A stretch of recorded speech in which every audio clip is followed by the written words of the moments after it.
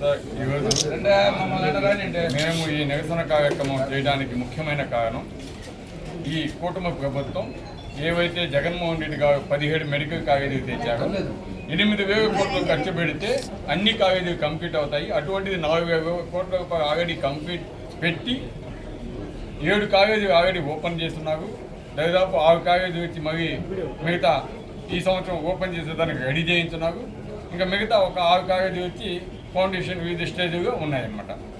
అదే ఆ కంప్లీట్ ఆ 8,000 కోట్లు కానీ పెడితే ఈ కాలేజీలు కట్టడమే కాదు, పేద విద్యార్థులకి మెడికల్ సీట్లు ఫ్రీగా రావడమే కాదు, అదేవిధంగా పేదవాళ్ళకి అందరికీ కూడా ఒక సూపర్ స్పెషాలిటీ హాస్పిటల్స్ వస్తాయి కాబట్టి వాటిలో వైద్యం అందేదానికి కూడా అవకాశం ఉంటుంది.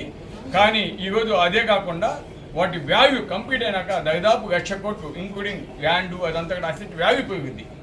అటువంటి వాటిని ఈరోజు చంద్రబాబు నాయుడు గారు ఆ కూటమి ప్రభుత్వం వాళ్ళ మనుషులకి దాయాతత్వం చేసేదానికి ఒక పథకం ప్రకారము ఈ ప్రభుత్వ మెడికల్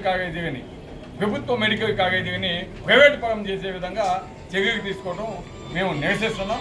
దానికి ఈరోజు పేద విద్యార్థుల భవిష్యత్తు కోసం, పేదల యొక్క ఆరోగ్యం కోసం ఈరోజు ఈ నిరసన కార్యక్రమాన్ని కావలి నియోజకవర్గంలో వైఎస్ఆర్ కాంగ్రెస్ పార్టీ నాయకులు అందరూ కూడా ఈరోజు చేపట్టడం జరిగింది. అదేవిధంగా దీంట్లో కావలి నియోజకవర్గ ప్రజలు కూడా పార్టిసిపేట్ చేయడం జరిగింది. ఇదే విధంగా రాష్ట్రమంతటా కూడా జరుగుతోంది. కాబట్టి ఈరోజు కావలి జరిగిన ఈ నిరసన కార్యక్రమాన్ని ప్రభుత్వానికి కలుగదీపించే విధంగా మీరు కూడా అధికారులు సహకరించి దీనికి మీరు సంపూర్ణ మద్దతు తెలపాలని మేము కోరుతున్నాం. అదేవిధంగా ఈ కార్యక్రమానికి మాకు సహకరించిన పోలీస్ డిపార్ట్మెంట్ వారికి కూడా, ఎందుకంటే ప్రశాంతంగా జరిగేదానికి సహకరించిన అందరికీ కూడా మేము ప్రత్యేక అభినందనలు తెలియజేస్తున్నాం. Thank you very much.